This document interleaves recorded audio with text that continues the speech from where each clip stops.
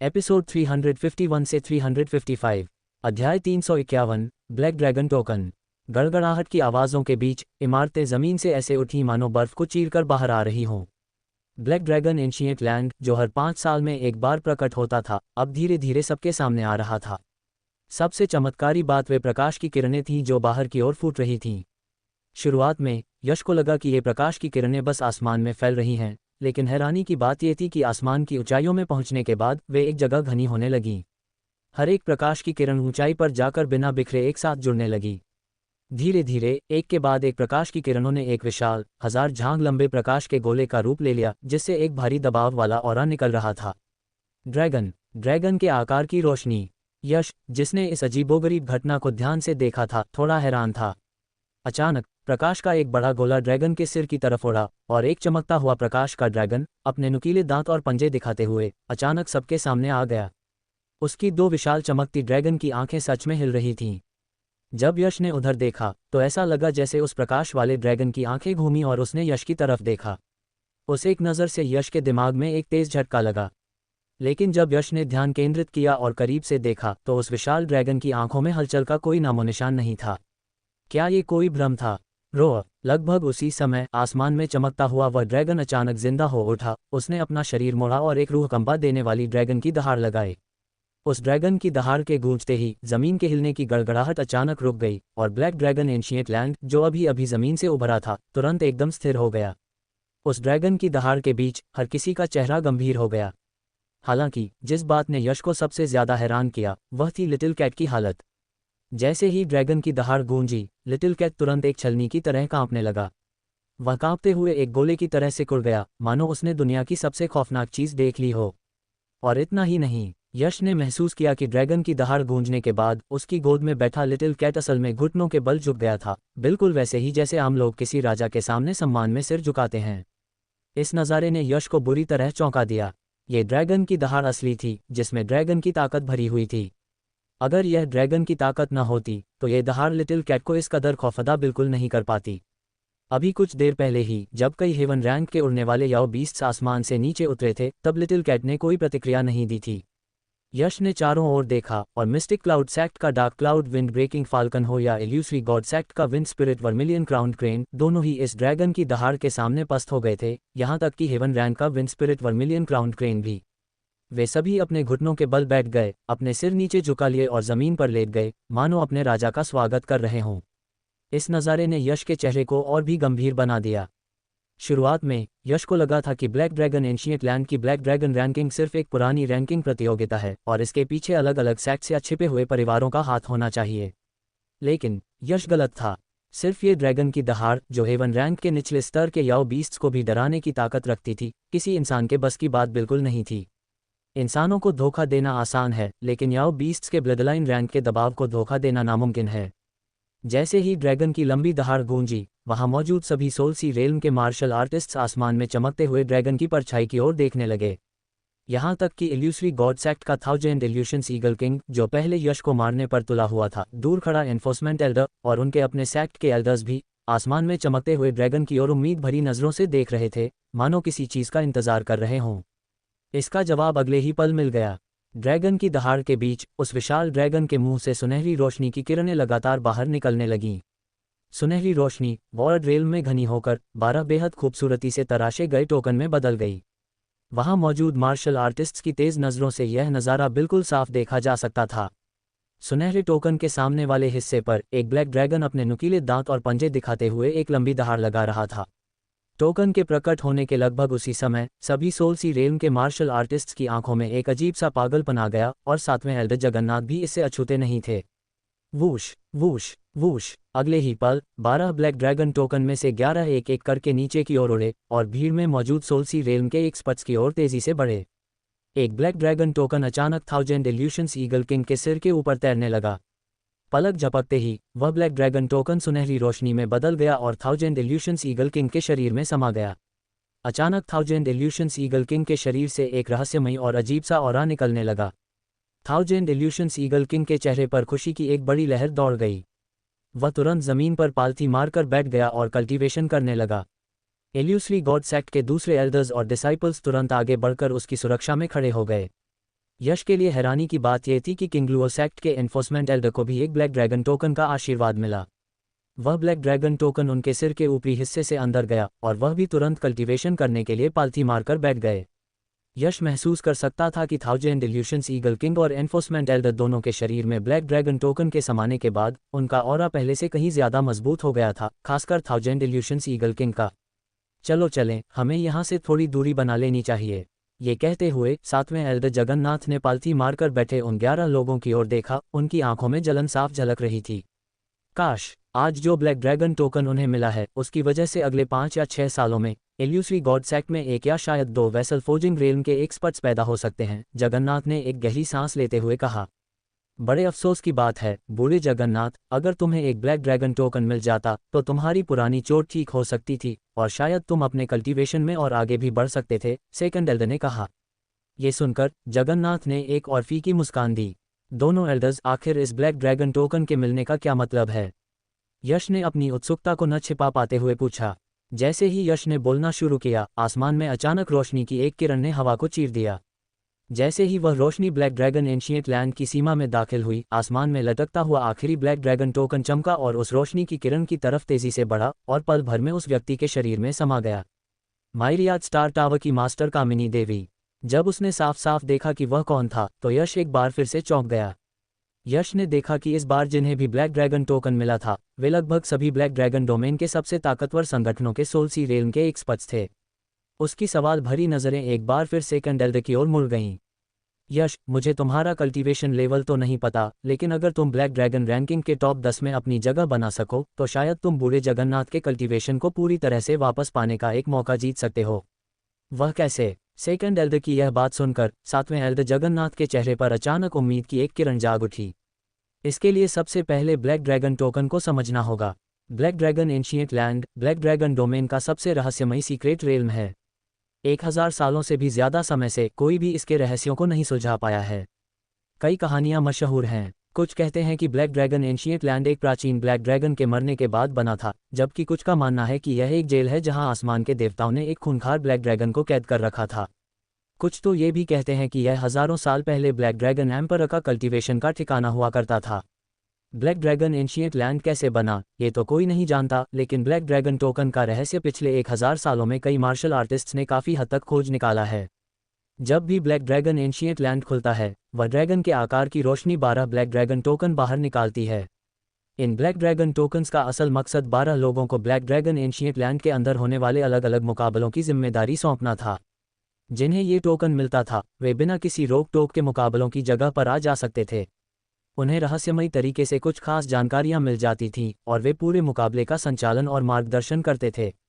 लेकिन बाद में ये पता चला कि ब्लैक ड्रैगन टोकन किसे मिलेगा इसका एक तय नियम था, और वह नियम था ब्लैक ड्रैगन रैंकिंग। जिन सेक्ट्स या परिवारों के martial artists black dragon ranking के टॉप 10 में जगह बनाते थे, उन संगठनों के सोल्सी रेल्म के एक्सपर्ट्स को उनकी रैंक के हिसाब से एक ब्लैक ड्रैगन टोकन दिया जाता था।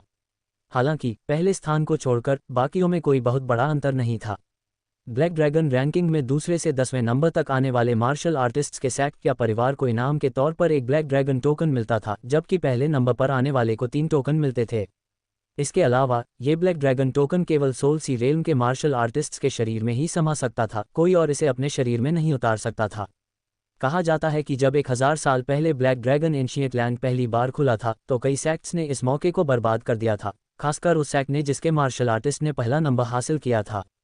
उस सेक्ट से सिर्फ एक ही इंसान आया था और सिर्फ एक ही ब्लैक ड्रैगन टोकन इस्तेमाल हो पाया, जबकि बाकी 2 टोकन बर्बाद हो गए। वे इस भारी नुकसान पर बहुत पछताए थे। इस पछतावे की वजह ब्लैक ड्रैगन टोकन का एक और फायदा था। 1000 साल पहले जब ब्लैक ड्रैगन एंशिएंट लैंड को खुलते हुए 100 साल से भी ज्यादा हो गए थे तो कई लोगों ने अचानक देखा कि जिन मार्शल आर्टिस्ट्स ने ब्लैक ड्रैगन टोकन को अपने शरीर में उतारा था उनके कल्टीवेशन में जबरदस्त उछाल आया था। कुछ तो चमत्कारिक रूप से वेसल फोर्जिंग रेल्म में भी पहुंच गए थे। लोगों के मन में शक गहराने लगा और जैसे जैसे ब्लैक ड्रैगन रैंकिंग की लड़ाई और भयंकर होती गई ये राज भी खुल गया। ब्लैक ड्रैगन टोकन मुख्य रूप से शरीर में समाकर उस व्यक्ति को पूरे मार्शल आर्ट्स मुकाबले का संचालन करने की ताकत देता है। इसके अलावा ये ब्लैक ड्रैगन टोकन उस व्यक्ति को कुछ और भी फायदे देता है, या यूं कहें कि यह मुकाबला संचालित करने का इनाम था। ओरिजिन की भरपाई। चाहे वह ओरिजिन ब्लडलाइन हो या डिवाइन सोल ओरिजिन या फिर जन्मजात ब्लडलाइन के अंदर मौजूद इन्नेट स्पिरिचुअल पावर, अगर इनमें कोई भी कमी है तो यह उसे पूरा कर देता था। इतना ही नहीं, कमी पूरी करने के बाद यह उन्हें एक हद तक और भी मजबूत बना देता था। जब कोई मार्शल आर्टिस्ट अपना कल्टीवेशन बढ़ाते हुए सोल सी रेल्म तक पहुंचता है तो उसका डिवाइन सोल ओरिजिन और इन्नेट स्पिरिचुअल पावर दोनों का ही खर्च होना तय है, खासकर इन्नेट स्पिरिचुअल पावर का। और मेरिडियन फोर्जिंग के लिए तो इन्नेट स्पिरिचुअल पावर की और भी ज़्यादा ज़रूरत होती है। ऐसे में ब्लैक ड्रैगन टोकन, जो इन्नेट स्पिरिचुअल पावर की भरपाई कर सकता था और उसे और भी ताकतवर बना सकता था, सभी सोल सी रेल्म के एक्सपर्ट्स की नज़रों में रातों रात एक चमत्कारिक जादुई चीज़ बन गया। कुछ लोगों ने तो ब्लैक ड्रैगन एंशिएंट लैंड के दौरान ब्लैक ड्रैगन टोकन छीनने की भी कोशिश की, लेकिन ये सब बेकार साबित हुआ। कोई चाहे कल्टीवेशन में कितना भी ताकतवर क्यों न हो, वह ब्लैक ड्रैगन टोकन को छीन नहीं सकता था। एक बार एक वेसल फोर्जिंग रेल्म के एक्सपर्ट ने अपने सेक्ट के एक एल्डर के लिए ब्लैक ड्रैगन टोकन छीनने की कोशिश की थी, लेकिन अंजाम ये हुआ कि ब्लैक ड्रैगन टोकन के उल्टे वार से उसके अपने मेरिडियंस कट गए। इस तरह ब्लैक ड्रैगन टोकन की खर्च हो चुके ओरिजिन की भरपाई करने की चमत्कारिक ताकत की वजह से ब्लैक ड्रैगन रैंकिंग तुरंत ब्लैक ड्रैगन डोमेन की सबसे खूनी और बेरहम रैंकिंग बन गई। भले ही डिसाइपल्स हिस्सा न लेना चाहें, लेकिन अपने मास्टर्स, एल्डर्स या यहाँ तक कि अपने सेक्ट्स के लिए उन्हें अपनी जान की बाजी लगानी ही पड़ती थी। पिछली बार की ब्लैक ड्रैगन रैंकिंग में पहले नंबर पर जयंत था, जो इल्यूसरी गॉड सेक्ट का एक जीनियस डिसाइपल था। इसलिए इस बार ब्लैक ड्रैगन एंशिएंट लैंड के खुलने पर इल्यूसरी गॉड सेक्ट को 3 ब्लैक ड्रैगन टोकन मिलने वाले थे। मूल रूप से ब्लैक ड्रैगन डोमेन के सभी बड़े एम्पायर्स को ब्लैक ड्रैगन टोकन मिले थे। किंगलुओ सेक्ट को एक मिला, स्वॉर्ड ओरिजिन एम्पायर के स्वॉर्ड ओरिजिन सेक्ट ने एक पर कब्जा किया और ग्वान किंगडम के सेक्ट्स ने कुल मिलाकर 2 टोकन लिए। बाकी बचे हुए टोकन उन छिपे हुए परिवारों ने ले लिए, जबकि ब्लैक वाटर किंगडम के हाथ कुछ नहीं लगा। जाहिर है, ऐसा नहीं था कि ब्लैक वाटर किंगडम की ताकत कम थी, बल्कि उनकी किस्मत बहुत खराब थी। सेकंड एल्डर के मुताबिक 5 साल पहले मिस्टिक क्लाउड सेक्ट का इंस्ट्रक्टर राघव, जो उस वक्त अपनी पूरी ताकत पर था और जिसके टॉप 10 में आने के पूरे आसार थे, ब्लैक ड्रैगन रैंकिंग में हिस्सा लेने से पहले ही एक धोखेबाज हमले का शिकार हो गया। और आखिर में वह ब्लैक ड्रैगन रैंकिंग के टॉप 10 में जगह बनाकर अपने सेक्ट के लिए ब्लैक ड्रैगन टोकन नहीं जीत पाया। तो क्या कहते हो यश, क्या तुम्हें खुद पर इतना भरोसा है कि तुम टॉप 10 में जगह बनाकर एक ब्लैक ड्रैगन टोकन जीत सको? सेकंड एल्डर ने पूछा। जैसे ही यश जवाब देने वाला था, उसकी नज़रें घूमी और उसकी पुतलियां अचानक सिकुड़ गईं। दूर से एक विशाल तितली उनके ही तरफ उड़ती हुई आ रही थी। तियानान फ्लावर परिवार का विराज फ्लावर भी ब्लैक ड्रैगन रैंकिंग में अपनी जगह बनाने आ गया है। Flowing light flower butterfly king के आते ही कई स्पिरिट ट्रांसफॉर्मेशन रेल्म के मार्शल आर्टिस्ट्स के दिमाग में यश जैसा ही ख्याल आया, लेकिन उनसे भी ज़्यादा लोग अंदर ही अंदर मायूस हो गए। मायूस क्यों? ब्लैक ड्रैगन रैंकिंग में सिर्फ 72 जगहें थीं, लेकिन यहाँ हज़ारों स्पिरिट ट्रांसफॉर्मेशन रेल्म के मार्शल आर्टिस्ट जमा थे।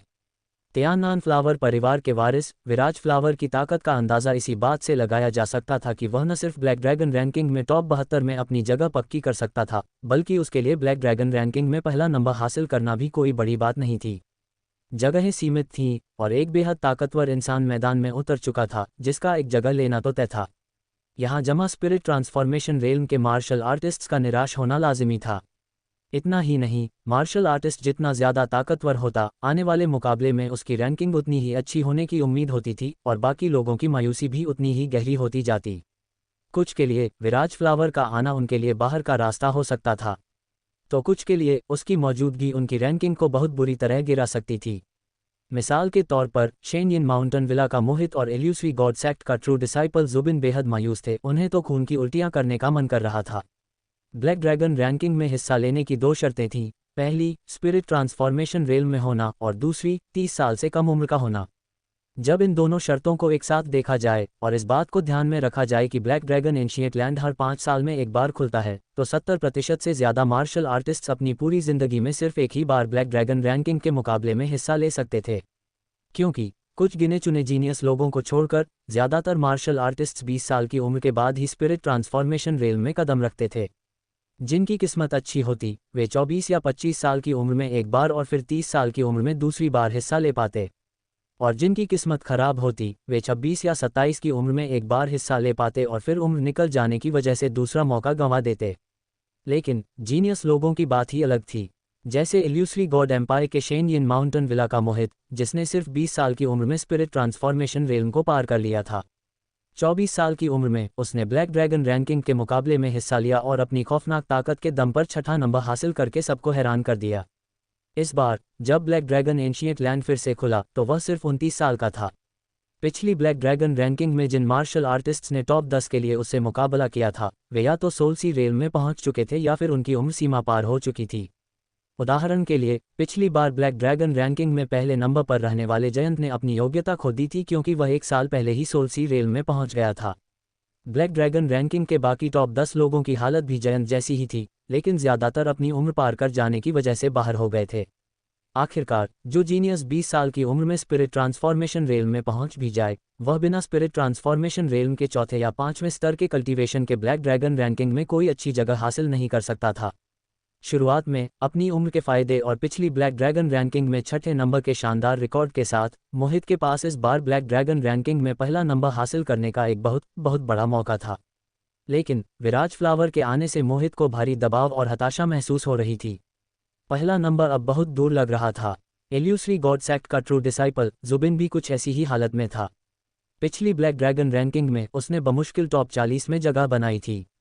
इस बार उसने बड़ा धमाका करने का प्लान बनाया था। उसे लगा था कि वह टॉप 3 में जगह बना लेगा, लेकिन विराज फ्लावर के आने से टॉप 3 की तो अब उम्मीद ही खत्म हो गई थी। ब्लैक ड्रैगन एम्पायर में हिस्सा लेने वाले मार्शल आर्टिस्ट की रैंकिंग जितनी ऊंची होगी, इनाम उतने ही बेहतर होंगे और वापस लौटने पर उनका सेक्ट भी उन्हें उतने ही ज़्यादा इनाम देगा। आसमान में विराज फ्लावर अपने flowing light flower butterfly king से एक राजा की तरह नीचे उतरा। उसकी आधी खुली आंखों ने पल भर के लिए चारों ओर देखा और फिर वह सीधे ब्लैक ड्रैगन एंशिएंट लैंड के प्रवेश द्वार की तरफ चल पड़ा। बिना कुछ कहे ब्लैक ड्रैगन एंशिएंट लैंड के प्रवेश द्वार पर जमा स्पिरिट ट्रांसफॉर्मेशन रेल के सभी मार्शल आर्टिस्ट्स एक तरफ हट गए और विराज फ्लावर के लिए एक बड़ा खाली रास्ता बना दिया। यहाँ तक कि वहाँ खड़े 2 सोलसी रेल के एक्सपर्ट्स भी अपनी जगह से हट गए। यह उसका दबदबा था, तियान्नान फ्लावर परिवार के फ्लावर किंग का दबदबा।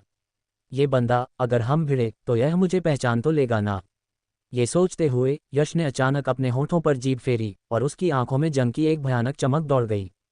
पिछली बार किंगलुओ सेक्ट में यश ने विराज फ्लावर के खिलाफ चाल चलने के लिए अपनी लगभग सारी युद्ध कला और दिमाग का इस्तेमाल कर लिया था, 3 हमलों को बर्दाश्त किया था और नित्या चौहान की जान बचाई थी।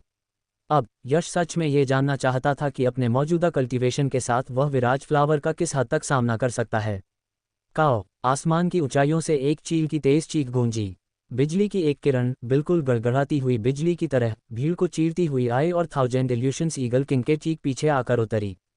चील के पंखों ने, जिनका फैलाव दर्जनों मीटर था, तुरंत 1000 इल्यूशंस ईगल किंग के आगे और पीछे 100 मीटर से भी ज्यादा का खाली घेरा बना दिया। जूनियर मार्शल अंकल, मुझे आने में देर हो गई। विंड विंग थंडर ईगल, ये वीरेंद्र प्रताप का डायमंड सर्वेंट है, अर्थ रैंक के हाई ग्रेड का Yao beast wind wing thunder eagle. जो इंसान वहां पहुंचा था वह कोई और नहीं बल्कि वीरेंद्र प्रताप था। लेकिन ये यश की पहली बार था जब वह वीरेंद्र प्रताप के diamond servant wind wing thunder eagle को देख रहा था। जिस बात ने यश को सबसे ज्यादा हैरान किया वह ये थी कि वीरेंद्र प्रताप का diamond servant wind wing thunder eagle न सिर्फ एक बेहद भयानक ऑरा वाला था बल्कि वह बहुत ही समझदार भी था, बिल्कुल लिटिल कैट की तरह।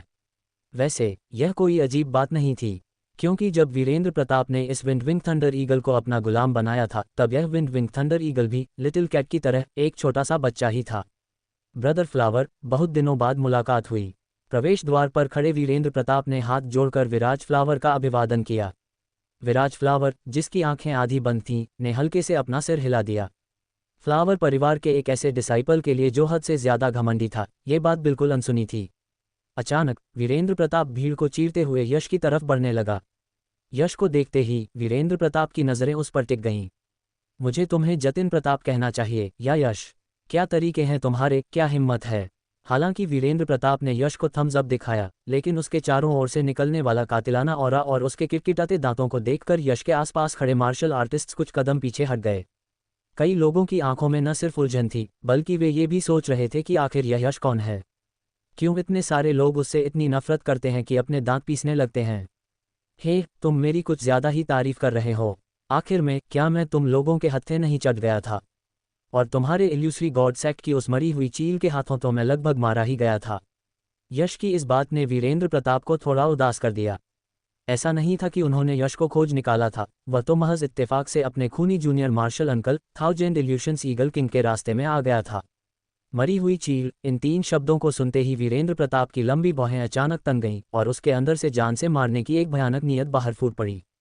क्या हुआ? उस मरी हुई चील ने मेरा 50,000 मील तक पीछा किया और मेरी जान लेने पर तुली थी, और अभी थोड़ी देर पहले भी वह मुझे मारना ही चाहता था। इतना ही बहुत है कि मैंने उसके खानदान की 18 पीढ़ियों को गालियां नहीं दी। यश ने बिना किसी हिचकिचाहट के पलटवार किया। यश, इस बार तुम जिंदा बचकर नहीं जा पाओगे। चाहे कुछ भी हो जाए, मैं अपने भाई की आत्मा की शांति के लिए तुम्हें मौत के घाट उतार कर ही दम लूंगा। वीरेंद्र प्रताप की आंखें पल भर में लाल हो गईं। मेरा सिर्फ एक ही भाई था। अच्छा ऐसा है क्या? मैं इंतजार करूंगा। यश के पास कहने को कुछ नहीं बचा था। उसका भाई इंसान था, तो क्या बाकी लोग इंसान नहीं थे? क्या उसके भाई से टकराने का मतलब यह था कि कोई सिर्फ मार खाए और पलटकर वार न करे? दूसरों को भी जिंदगी सिर्फ एक ही बार मिलती है। वीरेंद्र प्रताप, अगर तुम इस मुकाबले में इस कमीने यश को मार सके तो मैं तुम्हें वह गोल्डन वेव स्टोन दे दूंगा जिसे मैंने दशकों से एक हाई ग्रेड ट्रेजर आर्टिफैक्ट बनाने के लिए संभाल कर रखा है। और मैं ही इस मुकाबले का संचालन कर रहा हूँ। शायद मैं इसकी डिवाइन सोल को पकड़ लूँ और फिर इसे दिन रात तड़पाऊँ। थाउजेंड इल्यूशंस ईगल किंग की आवाज़ एक डरावने उल्लू की तरह गूंजी। थाउजेंड इल्यूशंस ईगल किंग की यह बात सुनकर यश के आसपास खड़े मार्शल आर्टिस्ट अनजाने में ही उससे दूर हो गए, मानो उन्हें डर हो कि कहीं उसकी मनहूसियत उन पर न आ जाए। इतना ही नहीं, कई लोगों की नज़रों में वे यश को ऐसे देख रहे थे जैसे कोई जिंदा लाश हो। इल्यूसरी गॉड सेक्ट से दुश्मनी मोल लेकर आज तक कितने लोग जिंदा बच पाए थे? ओ मरी हुई चील, बड़ी बड़ी बातें कौन नहीं बना सकता? तुम उस वक्त की बात क्यों नहीं बताते जब तुमने 50,000 मील तक मेरा पीछा किया और खाली हाथ लौट आए? ओह, तो तुम्हारा घाव अब भर गया है। थाउजेंड इल्यूशंस ईगल किंग का चेहरा एकदम से बदल गया। वह कुछ बोलने ही वाला था कि तभी एक कान फाड़ देने वाली घंटी की आवाज़ गूंज उठी। क्लैंग। घंटी के बजते ही वे 12 सोल सी रेल्म के मार्शल आर्टिस्ट जिनके शरीर में ब्लैक ड्रैगन टोकन समाया था, ब्लैक ड्रैगन एंशिएंट लैंड के दरवाजे पर इकट्ठा हो गए।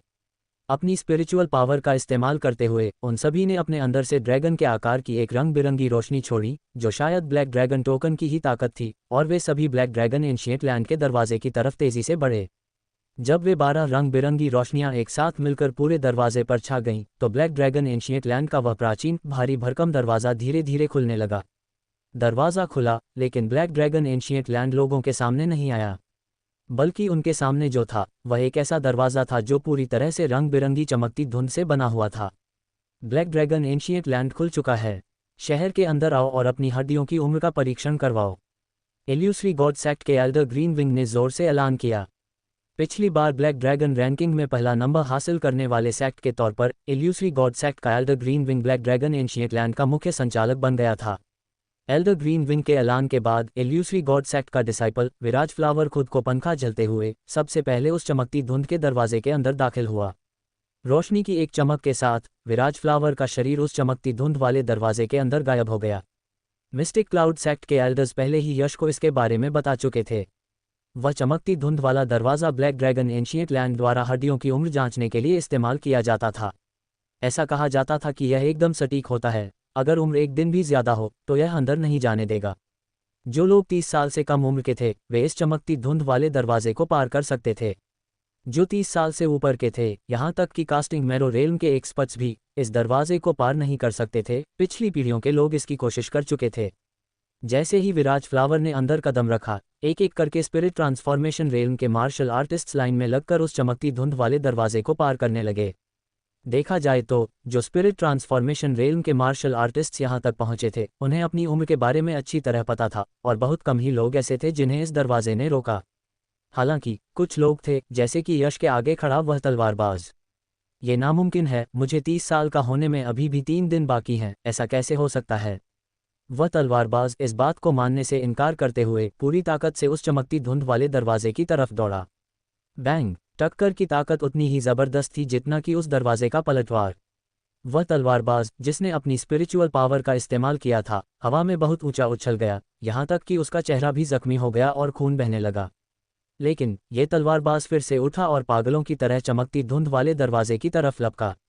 इस बार वह उस दरवाजे तक पहुंच भी नहीं पाया था कि एक सोल सी रेल्म का एक्सपर्ट, जिसके शरीर में ब्लैक ड्रैगन टोकन समाया था, उसने उसे एक छोटे चूजे की तरह हवा में उठाकर बाहर फेंक दिया। खैर, यश के आगे काले कपड़ों में एक और अकेला मुसाफिर खड़ा था, जो उस दरवाजे से रोके जाने के बाद अचानक वहीं जम गया। तो क्या मैं वाकई 30 पार कर चुका हूँ? लगता है वे अफवाहें सच थीं, मैं सच में एक अनाथ हूँ जिसे गोद लिया गया था। वरना मेरे माँ बाप ने मुझे जो उम्र बताई थी वह। जब ये काले कपड़ों वाला मुसाफिर अपने दर्दनाक अतीत पर रो रहा था, यश ने काव्यांजलि का हाथ पकड़ा और उस रंग बिरंगी चमकती धुंध में सबसे पहले कदम रख दिया। ऐसा लगा जैसे किसी बहुत बड़े बुलबुले के अंदर घुस रहे हों। यश ने महसूस किया कि अंदर जाते ही उसके शरीर में कोई ताकत दौड़ गई। इस ताकत के दौड़ने के बाद यश उस चमकती धुंध वाले दरवाजे को पार कर गया। चमकती धुंध वाले दरवाजे को पार करने का मतलब था ब्लैक ड्रैगन एंशिएंट लैंड में कदम रखना। यश की नज़रें सबसे पहले एक जगह पर टिक गईं। 1000 मीटर दूर वर्ल्ड रेल्म था जो घुमड़ते हुए बादलों से भरा था। उस वर्ल्ड रेल्म में चारों तरफ बहुत सारी लोहे की जंजीरें बिछी हुई थीं। यही ब्लैक ड्रैगन एंशिएंट लैंड का पहला इम्तिहान होना चाहिए, वर्ल्ड रेल्म की लोहे की जंजीरें। ब्लैक ड्रैगन एंशिएंट लैंड का पहला इम्तिहान, वर्ल्ड रेल्म की लोहे की जंजीरें। जो इसे पार करेंगे वे ब्लैक ड्रैगन एंशिएंट लैंड में और गहराई तक जा सकेंगे। हर इंसान को सिर्फ एक मौका मिलेगा। जैसे ही इल्यूसरी गॉड सेक्ट के एल्डर ग्रीनविंग ने जोर से चिल्लाकर यह बात कही, ब्लैक ड्रैगन एंशिएंट लैंड के 12 अस्थायी डीकन्स ने, जिनके पास ब्लैक ड्रैगन टोकन थे, एक साथ अपने शरीर में समाये हुए ब्लैक ड्रैगन टोकन्स को बाहर निकाला। 12 रोशनी की किरणें वर्ल्ड रेल्म में झूल रही 12 लोहे की जंजीरों की तरफ उड़ीं और पलक झपकते ही 12 चमकती हुई आसमानी सीढ़ियां बन गईं। जैसे ही वे चमकती हुई आसमानी सीढ़ियां बनी, विराज फ्लावर, जो सबसे पहले ब्लैक ड्रैगन एंशिएंट लैंड में दाखिल हुआ था, एक राजा की तरह आगे बढ़ा और वर्ल्ड रेल्म की लोहे की जंजीर पर कदम रखने वाला पहला इंसान बना। विराज फ्लावर को देखकर ऐसा लग रहा था मानो वह उस लोहे की जंजीर पर बहुत ही आसानी से चल रहा हो। यश को इन वर्ल्ड रेल्म की लोहे की जंजीरों के बारे में सब कुछ पता था। ब्लैक ड्रैगन एंशिएंट लैंड में दाखिल होने के लिए ये 3 इम्तिहानों में से पहला था, जो मुख्य रूप से एक मार्शल आर्टिस्ट की स्पिरिचुअल पावर के कल्टीवेशन को परखता था। सातवें एल्डर जगन्नाथ के मुताबिक जिस जगह पर यह लोहे की जंजीर थी वह बहुत ही खास थी। यह मार्शल आर्टिस्ट्स पर कई तरह की पाबंदियां लगाती थी, जिनमें सबसे अहम थी उड़ने पर रोक। मार्शल आर्टिस्ट सिर्फ अपनी स्पिरिचुअल पावर के दम पर ही एक एक कदम बढ़ाकर इसे पार कर सकते थे।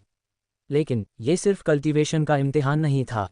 हर बार जब भी ब्लैक ड्रैगन एंशिएंट लैंड खुलता था, इन लोहे की जंजीरों से गिरने वाले मार्शल आर्टिस्ट्स में वे लोग भी शामिल होते थे जिन्होंने अभी अभी स्पिरिट ट्रांसफॉर्मेशन रेल्म में कदम रखा था, वे भी जो स्पिरिट ट्रांसफॉर्मेशन रेल्म के दूसरे या तीसरे स्तर पर थे, और यहाँ तक कि एक बार तो स्पिरिट ट्रांसफॉर्मेशन रेल्म के चौथे स्तर का एक मार्शल आर्टिस्ट भी इन लोहे की जंजीरों से गिर गया था।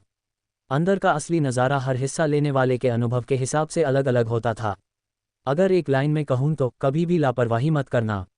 12 सोल सी रेल्म डीकन्स की पैनी नज़रों के बीच ब्लैक ड्रैगन एंशिएंट लैंड में आए 2000 से ज़्यादा स्पिरिट ट्रांसफॉर्मेशन रेल्म के मार्शल आर्टिस्ट चुपचाप लाइन में लग गए। सुरक्षा के लिए यश ने काव्यांजलि को अपने आगे रखा। लोहे की जंजीर को पार करने की हर इंसान की रफ्तार अलग अलग थी, और कभी कभी पीछे से आने वाले लोग भी खतरा पैदा कर सकते थे। इन सोल सी रेल्म डीकन्स की शर्तों के मुताबिक दूसरा इंसान लोहे की जंजीर पर तभी कदम रख सकता था जब पहला इंसान 100 मीटर आगे निकल जाए। इसलिए 12 लोहे की जंजीरें होने के बावजूद पार करने की रफ्तार बहुत ही धीमी थी। 1 घंटे बाद काव्यांजलि ने पहले उस चमकती हुई आसमानी सीढ़ी पर कदम रखा और फिर लोहे की जंजीर पर। उसके आधे घंटे बाद यश ने भी कदम रखा। लोहे की जंजीर पर कदम रखते ही यश को तुरंत अपने शरीर पर एक भारीपन महसूस हुआ, मानो उसके ऊपर 10,000 पाउंड का वजन लाद दिया गया हो, जिससे उसका हर कदम उठाना मुश्किल हो गया था। जब यश पूरी तरह से लोहे की जंजीर पर आ गया तो चारों तरफ से अचानक एक भयानक और अजीब सा दबाव महसूस होने लगा। वह दबाव मानो नदी की तेज लहरों जैसा था, जो लोहे की जंजीर पर खड़े मार्शल आर्टिस्ट्स को बुरी तरह से धकेल रहा था, जिससे वे डगमगाने लगते थे। उसकी स्पिरिचुअल पावर लगभग पल भर में फूट पड़ी और उसने अपने डगमगाते शरीर को संभाल लिया। ठीक उसी वक्त यश की बाईं तरफ से एक हैरानी भरी चीख गूंजी। एक मार्शल आर्टिस्ट जिसने अभी अभी लोहे की जंजीर पर कदम रखा था, अचानक डगमगाया और नीचे गिर गया। यश महसूस कर सकता था कि उस इंसान का कल्टीवेशन स्पिरिट ट्रांसफॉर्मेशन रेल्म के तीसरे स्तर जितना ऊंचा था, और यश का चेहरा गंभीर हुए बिना नहीं रह सका। वह जितना आगे बढ़ता, चारों तरफ से आने वाला दबाव उतना ही ज्यादा बढ़ता जा रहा था। इस लोहे की जंजीर पर यश को अचानक एहसास हुआ कि उसकी क्रिम्सन ज़ेड स्पिरिट आर्मर, जिस पर उसे इतना घमंड था, यहाँ किसी काम की नहीं थी। यहाँ सब कुछ मार्शल आर्टिस्ट की सबसे बुनियादी स्पिरिचुअल पावर पर टिका था। ये लोहे की जंजीर 10,000 मीटर लंबी थी। यश ने पहले 1000 मीटर बहुत ही आसानी से पार कर लिए, अपनी पूरी स्पिरिचुअल पावर का इस्तेमाल करते हुए खुद को लोहे की जंजीर पर मजबूती से जमाए रखा। लेकिन 1000 मीटर के बाद चारों तरफ का दबाव अचानक बहुत बढ़ गया, जिससे यश की स्पिरिचुअल पावर का खर्च आसमान छूने लगा, फिर भी वह किसी तरह टिका हुआ था। 5000 मीटर के बाद चारों तरफ का दबाव शुरुआत के मुकाबले 5 गुना से भी ज्यादा हो गया था। यश का शरीर लोहे की जंजीर पर हवा में उड़ते हुए रुई के फाहे की तरह डगमगा रहा था। कुछ तो गड़बड़ है, जरूर कुछ गड़बड़ है। अगर मैं ऐसे ही चलता रहा तो 6 या 7000 मीटर पहुंचने के बाद मैं पक्का इस लोहे की जंजीर से नीचे गिर जाऊंगा। यश के कदम अचानक रुक गए और वह वहीं खड़ा होकर सोचने लगा। पिछली ब्लैक ड्रैगन रैंकिंग प्रतियोगिताओं में स्पिरिट ट्रांसफॉर्मेशन रेल्म के दूसरे स्तर के मार्शल आर्टिस्ट्स का पास होना कोई नई बात नहीं थी। तो फिर दूसरे स्पिरिट ट्रांसफॉर्मेशन रेल्म के दूसरे स्तर के मार्शल आर्टिस्ट्स इसे कैसे पार कर सकते थे और यश क्यों नहीं? अचानक बाईं ओर से वॉर्ड रेल्म की एक तेज लहर ने यश पर जोरदार हमला किया। यश, जो गहरी सोच में डूबा था, ने तुरंत अपनी बाईं ओर स्पिरिचुअल पावर की ढाल को मजबूत किया, लेकिन फिर भी उसका शरीर दाईं ओर धकेल दिया गया और लगभग उसी समय दाईं ओर से वॉर्ड रेल्म की एक और लहर ने उस पर हमला कर दिया। जैसे कि किस्मत उसके साथ थी, दाईं ओर से हुए उस हमले ने यश के शरीर को तुरंत उसकी पहले वाली स्थिति में ला खड़ा किया, हालांकि वह अभी भी थोड़ा डगमगा रहा था। पल भर में यश के दिमाग में जैसे बिजली कौंध गई और वह सब कुछ समझ गया। नियंत्रण और तकनीक। अगले ही पल यश एक खिलौने की तरह बन गया। चारों तरफ से आने वाली वॉर्ड रेल्म की लहरें यश को इधर उधर धकेल रही थीं, लेकिन अगले ही पल यश का शरीर फिर से अपनी जगह पर वापस आ जाता था। सबसे बड़ी बात यह थी कि इस पूरी प्रक्रिया में यश बहुत ही कम स्पिरिचुअल पावर खर्च कर रहा था। उसके शरीर में स्पिरिचुअल पावर की सिर्फ एक धार बह रही थी। जिस तरफ से वॉर्ड रेल्म की लहर का हमला कमजोर होता, वह उधर ही अपनी ताकत लगा देता और ताकत का एक संतुलन बनाए रखता। इस तरह उसका शरीर इस लोहे की जंजीर पर एक पहाड़ की तरह अडिग हो गया था। इस पल यश को आखिरकार समझ आ गया कि यह लोहे की जंजीर कल्टीवेशन का नहीं, बल्कि तकनीक का इम्तिहान थी, मार्शल आर्टिस्ट की अपनी स्पिरिचुअल पावर को नियंत्रित करने की तकनीक का। ये समझते ही यश का उत्साह 7वें आसमान पर पहुंच गया। 6 या 7 हजार मीटर के बाद का रास्ता, जो पहले नामुमकिन लग रहा था, अब यश की आंखों में एक आसान सड़क की तरह नजर आने लगा। अगर तुम में दम नहीं है तो जल्दी से मेरे रास्ते से हट जाओ। अचानक यश से 10 मीटर पीछे एक मार्शल आर्टिस्ट जिससे भारी स्पिरिचुअल पावर निकल रही थी, सीधा यश की तरफ दौड़ा। वह भयानक ऑरा एक स्पिरिट ट्रांसफॉर्मेशन रेल्म के मार्शल आर्टिस्ट का था। उस मार्शल आर्टिस्ट को अपनी तरफ आते देख, जो शायद उसे लोहे की जंजीर से नीचे गिराने का इरादा रखता था, यश की आंखें अचानक ठंडी हो गईं। तभी यश के पीछे बाईं ओर से वॉर्ड रेल्म की एक लहर ने हमला किया। जैसे ही वह लहर टकराई, यश का शरीर उस धक्के के साथ दाईं ओर पीछे की तरफ झुक गया। लगभग उसी समय यश के शरीर की स्पिरिचुअल पावर तेजी से दाईं ओर बहने लगी। पलक झपकते ही यश का शरीर लोहे की जंजीर से गायब हो गया। वह स्पिरिट ट्रांसफॉर्मेशन रेल्म का मार्शल आर्टिस्ट जो पीछे से दौड़ा आ रहा था, अचानक जम गया। लानत है, ऐसा कैसे हो सकता है? वह इतना आज्ञाकारी है? या मेरी दहशत से वह खुद ही नीचे कूद गया। पफू। उसकी बात पूरी होने से पहले ही यश का गायब शरीर अचानक लोहे की जंजीर के नीचे से घूमकर आया और स्पिरिट ट्रांसफॉर्मेशन रेल्म के 5वें स्तर के उस मार्शल आर्टिस्ट से जोरदार तरीके से टकरा गया। लानत है। जैसे ही यह आवाज़ गूंजी, स्पिरिट ट्रांसफॉर्मेशन रेल्म के 5वें स्तर के उस मार्शल आर्टिस्ट का शरीर जंजीर के नीचे वॉर्ड रेल्म में गिर चुका था।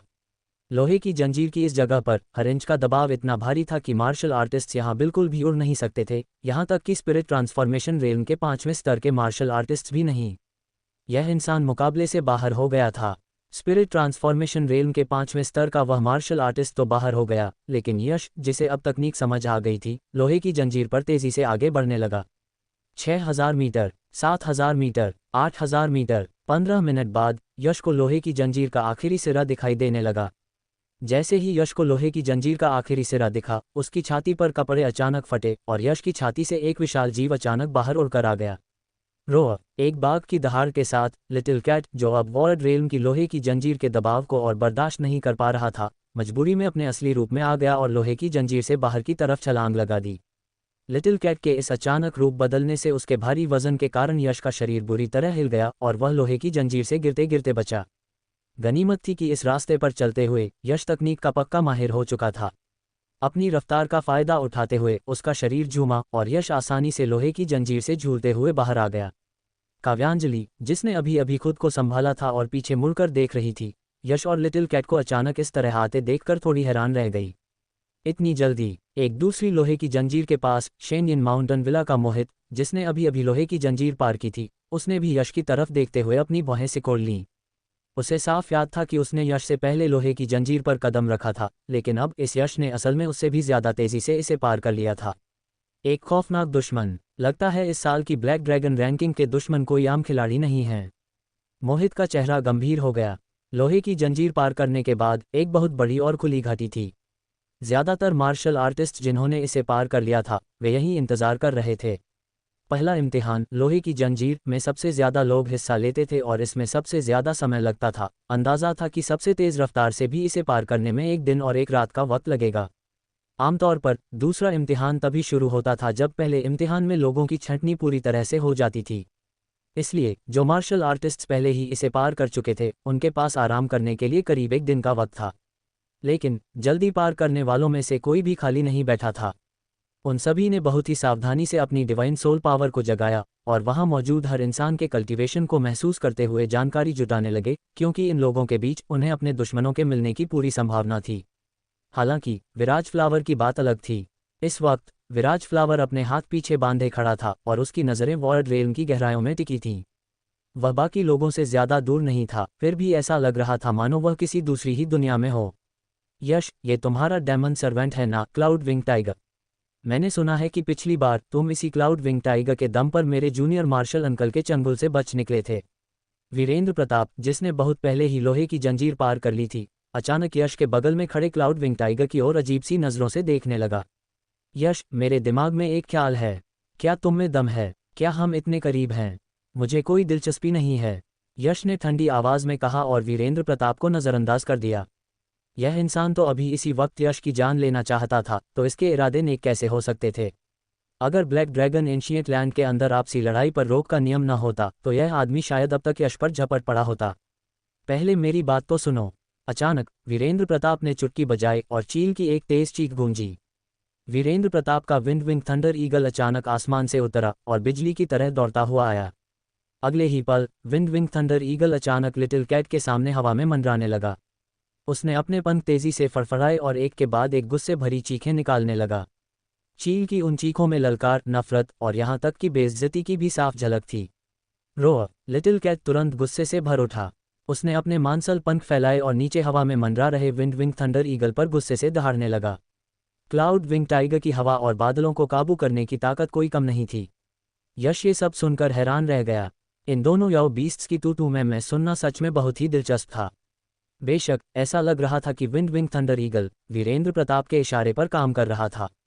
वह लिटिल कैट को तरह तरह की गालियां दे रहा था, जैसे काय, डरपोक, नामर्द राक्षस वगैरह वगैरह। खैर, जानवरों की यह अजीबोगरीब भाषा जाहिर है कि सिर्फ यश ही समझ रहा था। अभी भी 1.5 दिन बाकी है, ऐसे खाली बैठना तो बहुत बोरिंग है। नियमों के चलते हम मार्शल आर्टिस्ट्स आपस में नहीं लड़ सकते, लेकिन याओ बीस्ट्स के लिए ऐसी कोई रोक नहीं है। तो क्या कहते हो, हमारे इन दो याओ बीस्ट्स के बीच एक मुकाबला हो जाए? क्या तुम में दम है? वीरेंद्र प्रताप का चेहरा बिल्कुल उसके विंड विंग थंडर ईगल की तरह ललकार से भरा हुआ था। अपने क्लाउड विंग टाइगर को मेरे विंड विंग थंडर ईगल से भिड़ने दो, देखते हैं कौन ज्यादा ताकतवर है। क्या तुम में दम है? बेशक यश, अगर तुम एक डरपोक हो तो तुम बस हार मान सकते हो। ये कहने के बाद वीरेंद्र प्रताप ने यश की तरफ मुस्कुराते हुए देखा, लेकिन उसकी आंखों में एक भयानक क्रूरता भरी थी। चूंकि मैं अभी तुम्हें पहले नहीं मार सकता, तो मैं पहले तुम्हारे डेमन सर्वेंट की जान ले लूंगा और कुछ तो अपनी खुन्नस निकाल लूंगा। वरना यश को अपने सामने जिंदा खड़ा देखकर भी कुछ न कर पाना। वीरेंद्र प्रताप को ऐसा लग रहा था मानो वह इस घुटन से पागल हो जाएगा। पहले वह अपने भाई का बदला लेना चाहता था, लेकिन उसे न तो इंसान मिल रहा था और न ही मौका। अब जब इंसान उसके ठीक सामने था लेकिन वह कुछ नहीं कर सकता था, तो उस भयानक घुटन का अंदाजा सिर्फ उसी को था। विंड विंग थंडर ईगल और क्लाउड विंग टाइगर के इस ड्रामे और वीरेंद्र प्रताप की ललकार ने पल भर में वहां मौजूद लगभग हर किसी का ध्यान अपनी तरफ खींच लिया, सिवाय विराज फ्लावर के, जो इन लोगों की दुनिया से बिल्कुल अलग ही दुनिया में खोया हुआ लग रहा था। तो क्या कहते हो, हिम्मत है या नहीं? मुझे मंजूर नहीं है। यश के इस जवाब से तमाशा देख रहे मार्शल आर्टिस्ट्स के चेहरों पर थोड़ी मायूसी छा गई और वीरेंद्र प्रताप का चेहरा अचानक बदल गया। लगता है तुम और तुम्हारा demon servant cloud wing tiger दोनों ही पक्के डरपोक हो। और अगर मैं डरपोक हूं भी तो क्या, मैं अपने अर्थ रैंक के मिडिल ग्रेड के क्लाउड विंग टाइगर को तुम्हारे अर्थ रैंक के high grade wind wing thunder eagle से क्यों भिड़ाऊं? क्या मैं पागल हूं? लिटिल कैट, चलो यहां से चलते हैं, यश ने धीमी आवाज में कहा और भीड़ के बीच से निकलने के लिए मुड़ गया। लेकिन लिटिल कैट, जो हमेशा यश की हर बात मानता था, उसने इस बार उसे निराश कर दिया। उसने यश की ओर देखते हुए एक दुख भरी गुर्राहट की और फिर पलटकर विंड विंग थंडर ईगल पर गुस्से से दहाड़ने लगा। उसकी धरती हिला देने वाली बाघ की दहाड़ में गुस्सा तो था ही, लेकिन उससे भी कहीं ज्यादा लड़ाई की आग भड़क रही थी। एक बाघ जानवरों का राजा होता है और उसके सम्मान को ललकारा नहीं जा सकता। यश, तुम्हारे demon servant cloud wing tiger में तो तुमसे कहीं ज्यादा दम है। तुम्हारी तरह नहीं, जो एक नंबर का काया है। वीरेंद्र प्रताप की आंखों में यश के लिए भारी नफरत भरी थी। रो जैसे ही वीरेंद्र प्रताप ने यश की बेइज्जती की, लिटिल कैट शायद वीरेंद्र प्रताप की बातें समझ गया। उसने अचानक अपना सिर घुमाया और एक भयानक दहाड़ के साथ वीरेंद्र प्रताप की तरफ छलांग लगा दी। इससे वीरेंद्र प्रताप बुरी तरह चौंक गया और उसके चेहरे के रंग कई बार उड़ गए। यश ने वीरेंद्र प्रताप की नफरत को नज़रअंदाज किया और अपनी डिवाइन थॉट की ताकत से थोड़े अजीब बर्ताव कर रहे लिटिल कैट से बात करने लगा।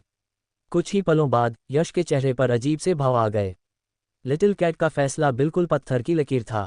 यश ने उसे कितना भी समझाया, यहाँ तक कि दुश्मन की ताकत के बारे में बताया और कहा कि इस लड़ाई में उसकी जान भी जा सकती है, लेकिन वह किसी भी कीमत पर पीछे हटने को तैयार नहीं था। उसके शब्दों में, यह मर्द राक्षसों के बीच की जंग थी जिसमें उसकी इज्जत दांव पर लगी थी और उसने अपने मास्टर से बीच में न पड़ने की गुजारिश की। हाँ, अगर यश जबरदस्ती लिटिल कैट को अखाड़े से बाहर जाने का हुक्म देता तो लिटिल कैट उसका हुक्म मानकर चला जाता, लेकिन ऐसा जबरदस्ती दिया गया हुक्म लिटिल कैट के दिल पर एक गहरा घाव छोड़ सकता था। ब्रदर यश, तुम लिटिल कैट को कोशिश करने का मौका क्यों नहीं देते? लिटिल कैट की डिवाइन सोल पावर बहुत ताकतवर है, उसे अपनी जान बचाने में कोई दिक्कत नहीं होनी चाहिए। और वैसे भी ये लड़ाई लिटिल कैट की किस्मत की लड़ाई बन चुकी है। अगर वह हार भी जाता है तो इससे उसे फायदा ही होगा, लेकिन अगर वह सीधा लड़ाई से भाग खड़ा होता है तो हो सकता है। काव्यांजलि ने अंजाम तो नहीं बताया, लेकिन यश अंदाज़ा लगा सकता था। मैंने सोचा नहीं था कि तुम, यश, इतने बड़े काय निकलोगे, यहाँ तक कि एक याओ बीस्ट से भी गए गुजरे। बस करो वीरेंद्र प्रताप, अगर तुम अपनी ये ओछी हरकतें जारी रखोगे तो मेरी नज़रों में और भी ज़्यादा गिर जाओगे। क्या तुम बस मेरी कुछ बोटी नोचकर अपना थोड़ा बदला लेने की कोशिश नहीं कर रहे हो? तुम चाहते हो कि तुम्हारा विंड विंग थंडर ईगल अपनी ऊंची रैंक की ताकत के दम पर मेरे क्लाउड विंग टाइगर को मार डाले। ठीक है, मैं तुम्हारी यह ख्वाहिश पूरी करूंगा। चलो लड़ते हैं। याओ बीस्ट्स की लड़ाई और डेमन सर्वेंट्स की लड़ाई, दोनों में आसमान ज़मीन का फ़र्क होता है। वीरेंद्र प्रताप, जिसका चेहरा यश की बातों से लाल हो चुका था, अचानक थोड़ा हैरान रह गया। उसने कभी नहीं सोचा था कि यश उसकी चाल को भांप लेगा और सच में लड़ने के लिए राजी हो जाएगा। बहुत बढ़िया, तुम में वाकई दम है। चूंकि तुमने लड़ने के लिए हाँ कर दी है, तो क्यों ना हम 10 ली पीछे हट जाएं और विंड विंग थंडर ईगल और क्लाउड विंग टाइगर को अपनी मर्जी से लड़ने दें। ठीक है। वीरेंद्र प्रताप की शर्त एकदम सीधी थी और यश की मंजूरी भी उतनी ही बेबाक थी। थोड़ी सी कशमकश के बाद यश ने आखिर में वॉर सोल ब्लड बैनर का इस्तेमाल करके लिटिल कैट को ताकत देने का ख्याल छोड़ दिया। पहली बात, इससे उसकी पोल खुलने का ज़्यादा डर था, और दूसरी बात, यश ने इस वक्त लिटिल कैट के अंदर सुलग रहे भारी गुरूर को महसूस कर लिया था। अगर यश उसे बेईमानी से जीतने में मदद करता तो पासा उल्टा भी पड़ सकता था। लिटिल कैट, अगर तुम लड़ना ही चाहते हो तो पूरी ताकत से लड़ो। इस विंड विंग थंडर ईगल की बुरी तरह से धज्जियां उड़ा दो, और अगर हो सके तो इसे खा ही जाना। चूंकि उसने लड़ने का फैसला कर ही लिया था, तो यश ने भी बिना किसी शर्म के अपने खूंखार इरादे जाहिर कर दिए। रो लिटिल कैट ने एक ज़बरदस्त जोश भरी बाग की दहाड़ लगाई। बहुत खूब, थंडर ईगल, मेरे लिए इस बीमार बिल्ली की जान ले लो। अगर तुमने इस बीमार बिल्ली को मार गिराया तो मैं उन सारी मादा सुनहरी चीलों को पकड़कर तुम्हारे पास ले आऊंगा जिन पर कुछ दिन पहले तुम्हारा दिल आ गया था। काओ, विंड विंग थंडर ईगल ने अचानक चील की एक जोरदार चीख निकाली। उसने अपने विशाल चील के पंख फैलाए और आसमान की ऊंचाइयों में उड़कर तेजी से चक्कर लगाने लगा। उसकी हरकतों और आवाज़ से उसका जोश साफ झलक रहा था। ये नज़ारा देखकर तमाशा देख रहे मार्शल आर्टिस्ट्स, जिनमें यश भी शामिल था, हैरान रह गए, और यहाँ तक कि कुछ महिला मार्शल आर्टिस्ट्स तो शर्म से लाल हो गईं। वीरेंद्र प्रताप का अपने डेमन सर्वेंट को जोश दिलाने का तरीका कमाल का था, लेकिन ये सीधा और बहुत असरदार भी था। हद से ज़्यादा जोश में भरे विंड विंग थंडर ईगल की हालत, जिसकी आंखें भी लाल होने लगी थीं, इस बात का जीता जागता सबूत थी। लिटिल कैट, 10 सांसों के अंदर हमला करो। थंडर ईगल, 10 सांसों के अंदर हमला करो। यश और वीरेंद्र प्रताप ने एक साथ अपने अपने डेमन सर्वेंट्स को हुक्म दिया और बिजली की रफ्तार से पीछे हट गए, और कुछ ही सांसों में वे 10 ली दूर पहुंच चुके थे। एक मार्शल आर्टिस्ट और एक डेमन सर्वेंट के बीच का डिवाइन सोल का जुड़ाव उनकी डिवाइन सोल की ताकत पर निर्भर करता है, और यह सैकड़ों या यहाँ तक कि हज़ारों ली तक फैल सकता है। लेकिन स्पिरिट ट्रांसफॉर्मेशन रेल्म के 5वें स्तर के चरम पर पहुंचे किसी मार्शल आर्टिस्ट के लिए डिवाइन सोल से बात करने की हद ज़्यादा से ज़्यादा 2 ली तक ही होती है। 10 ली की दूरी का मतलब था कि उन दोनों में से कोई भी उन दोनों डेमन सर्वेंट्स की लड़ाई में दखल नहीं दे सकता था।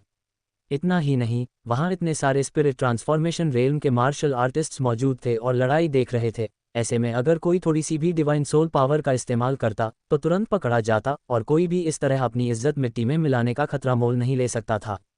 रोअर, काओ, लगभग एक ही समय पर बाघ की दहाड़ और चील की चीख ने पूरे ब्लैक ड्रैगन एंशिएंट लैंड को गुंजा दिया। विंड विंग थंडर ईगल बिजली की एक किरण में बदला और लिटिल कैट की तरफ झपटा।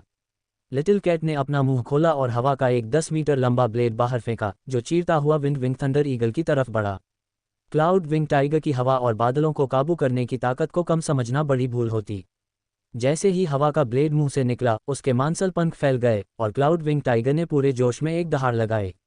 बादलों की भारी क्यूई इकट्ठा हो गई और क्लाउड विंग टाइगर पल भर में हवा में ऊपर उठ गया। उन दोनों डेमन सर्वेंट्स के बीच का महासंग्राम अब पूरी तरह से शुरू हो चुका था। हालांकि लिटिल कैट द्वारा इकट्ठा की गई बादलों की भारी क्यूई ने लड़ाई के मैदान को ढक लिया था, फिर भी वहां मौजूद मार्शल आर्टिस्ट्स अपनी तेज नज़रों से मैदान का नज़ारा साफ देख पा रहे थे। जैसा कि यश ने कहा था, डेमन सर्वेंट्स की लड़ाई याओ बीस्ट्स की लड़ाई से बिल्कुल अलग होती है। जब याओ बीस्ट्स आपस में लड़ते हैं तो उनकी रैंक का फर्क साफ दिखाई देता है।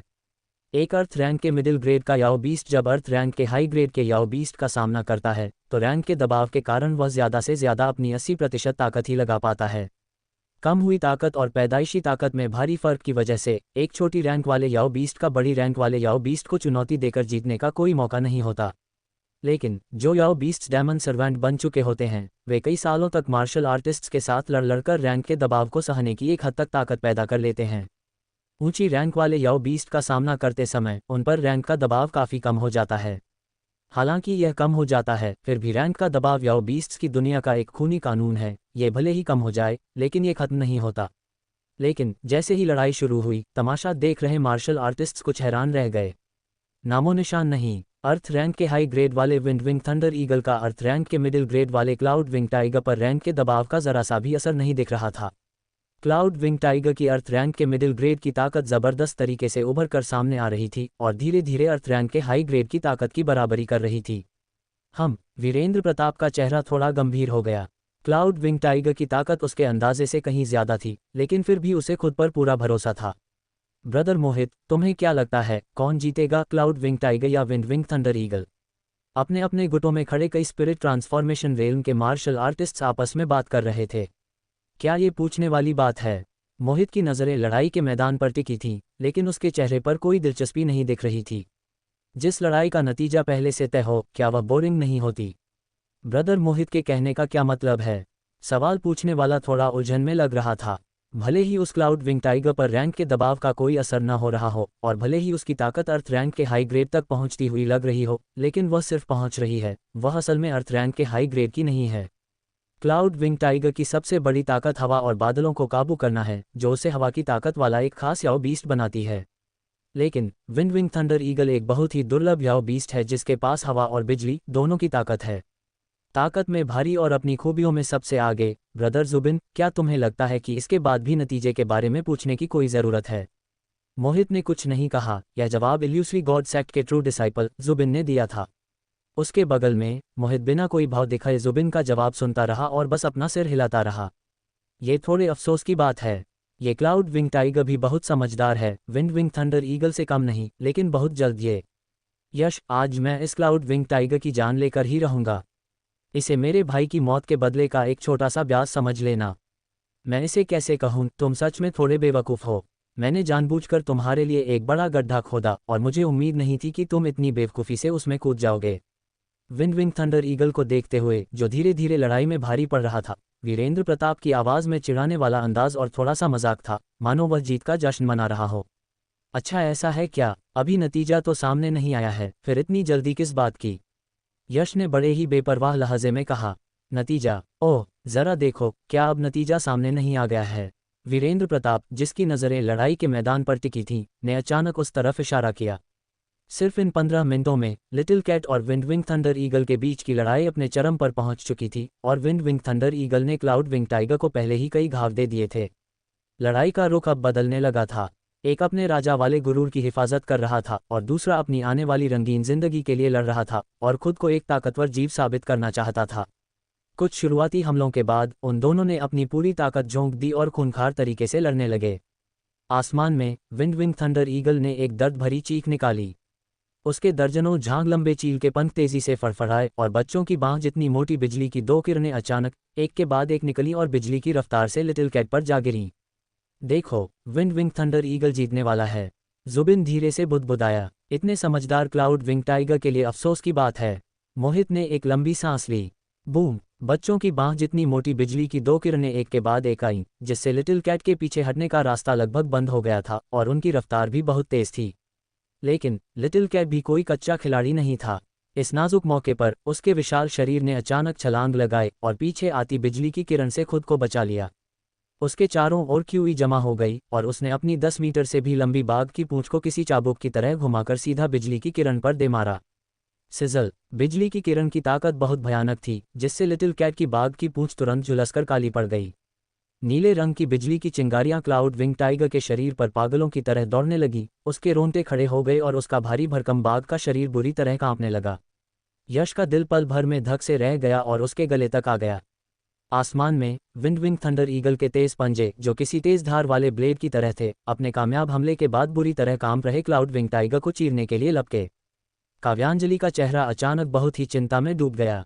वीरेंद्र प्रताप के होंठों पर चुपके से एक फीकी मुस्कान तैर गई। उस खौफनाक घड़ी में, ठीक उसी वक्त जब विंड थंडर ईगल के पैने पंजे लिटिल कैट का सिर धड़ से अलग करने ही वाले थे, लिटिल कैट के पैर अचानक कमजोर पड़ गए और वह जमीन पर लुढ़क गया।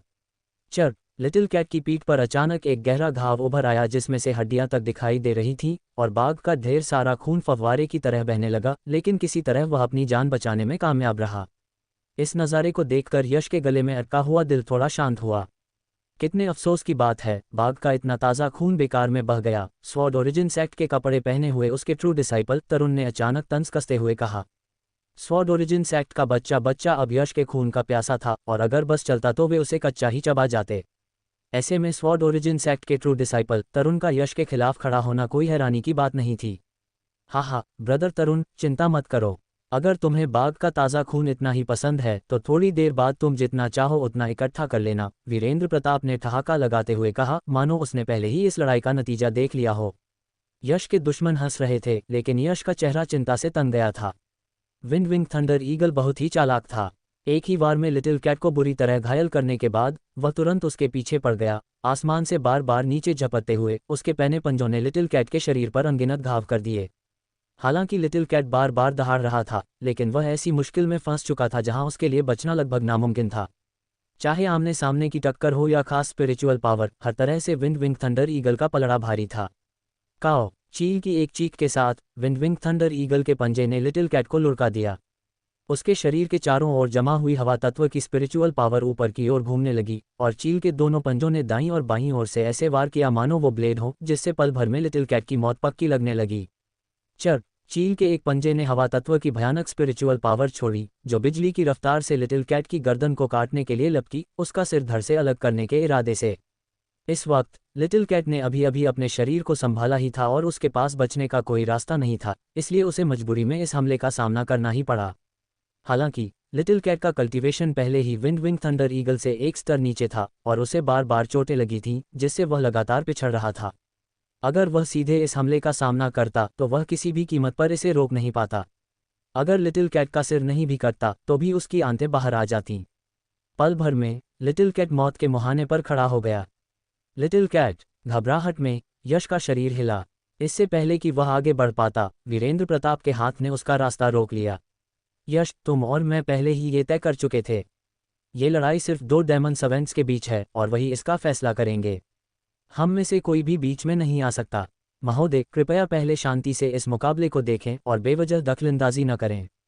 लगभग उसी समय इल्यूसरी गॉड सेक्ट का ट्रू डिसाइपल जुबिन और स्वॉर्ड ओरिजिन सेक्ट का ट्रू डिसाइपल तरुण दोनों बिजली की तरह सामने आ गए और उन्होंने काव्यांजलि का रास्ता रोक लिया, जो लिटिल कैट को बचाने के लिए आगे बढ़ रही थी।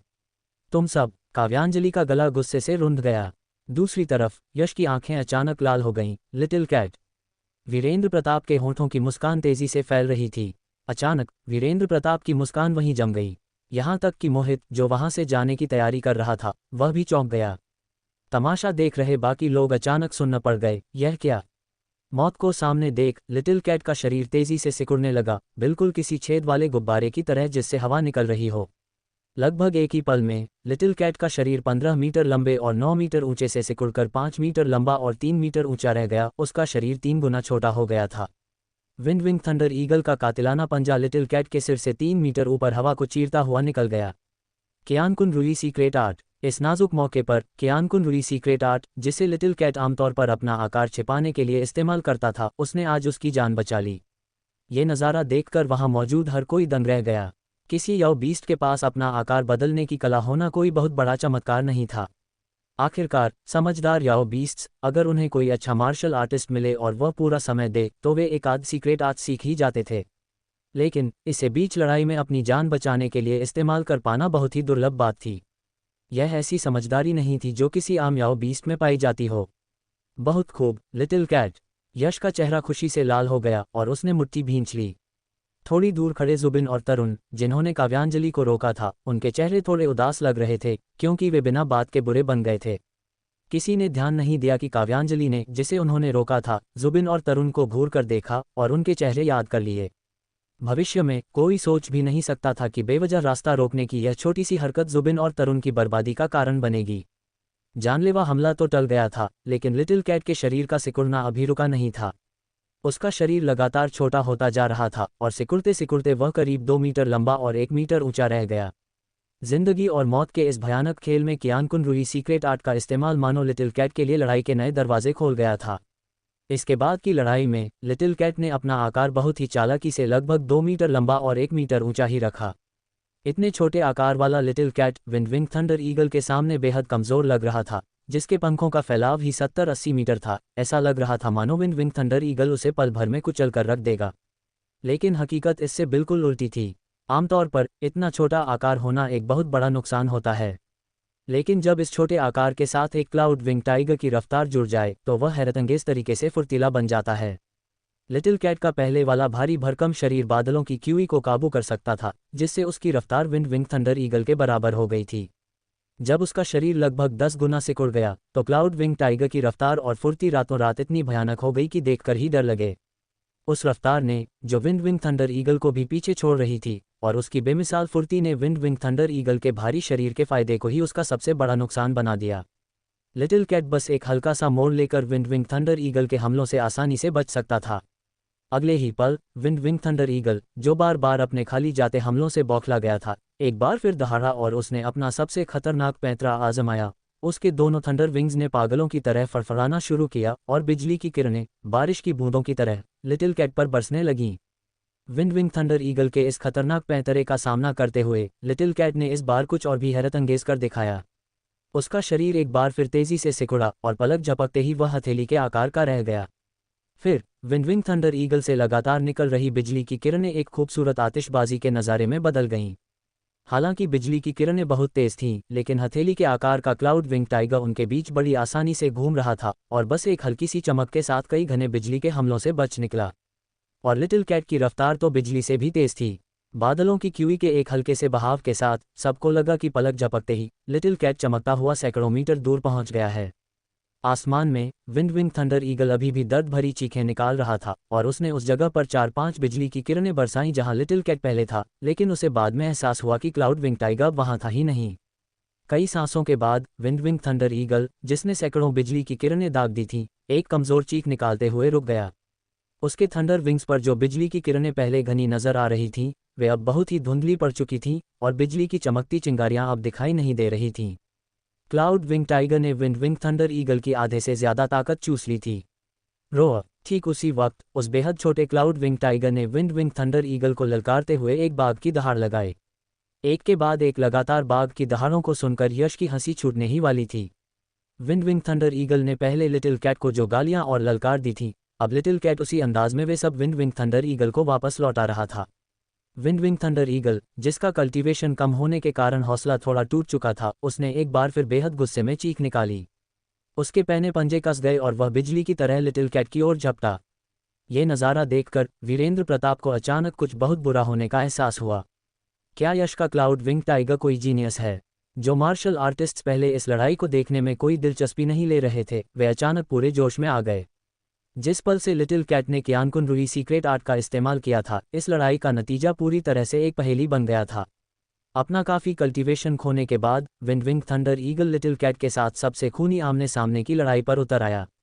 लेकिन इतने छोटे क्लाउड विंग टाइगर के सामने विंड थंडर ईगल का कोई भी हमला ऐसा लग रहा था मानो कोई मच्छर मारने के लिए तोप चला रहा हो। यहाँ तक कि उसके पंजों के हमले से उठने वाली तेज हवाएं भी लिटिल कैट को आसानी से बहुत दूर उड़ा सकती थीं। लेकिन यश, जो लिटिल कैट को अच्छे से जानता था, समझ गया कि वह बस दुश्मन की ताकत का ही अपने फायदे के लिए इस्तेमाल कर रहा था। अचानक विंडविंग थंडर ईगल के दोनों पहने पंजों ने बड़ी तेजी से छोटे से लिटिल कैट को दबोचने की कोशिश की, बिल्कुल वैसे ही जैसे एक चील किसी चूजे को दबोचती है। लेकिन चील के पंजे इतने बड़े थे, इतने बड़े कि इससे पहले कि वे बंद हो पाते, लिटिल कैट तेजी से हवा में तैरते हुए ऊपर उठ गया। पल भर में वह छोटा सा लिटिल कैट हवा में तैरते हुए विंडविंग थंडर ईगल से 10 मीटर से भी ज्यादा दूरी पर पहुंच गया और विंडविंग थंडर ईगल की ही ऊंचाई पर था। ठीक उसी पल एक विशाल नीली स्पिरिचुअल पावर अचानक फूट पड़ी और उस छोटे से लिटिल कैट का शरीर लगभग पल भर में वापस अपने असली आकार में लौट आया।